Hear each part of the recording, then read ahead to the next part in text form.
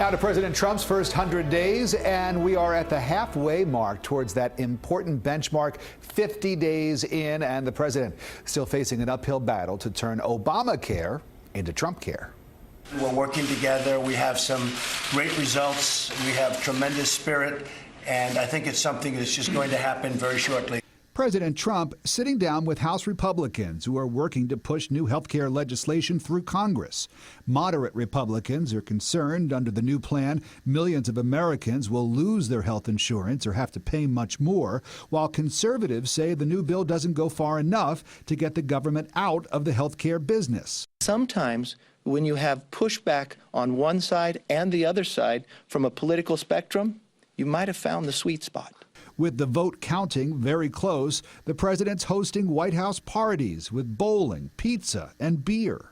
If he's in a deal-making meet, does that mean bowling at the White House in return for support for legislation? I mean, I find the charm offensive.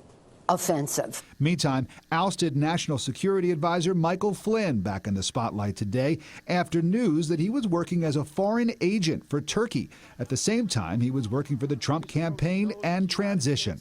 He was a private citizen at the time. And when you're a private citizen, you're allowed to engage in legal activities. I don't have anything further on that, but I think there's nothing nefarious about doing anything that's legal as long as the proper paperwork is filed. Flynn filed that paperwork this week retroactively, almost a month after he was fired for lying about conversations he had with Russia's ambassador to the U.S. And a little humor in the briefing room as Sean Spicer made fun of Melissa McCarthy's SNL impersonation of him. Don't make me make the podium move.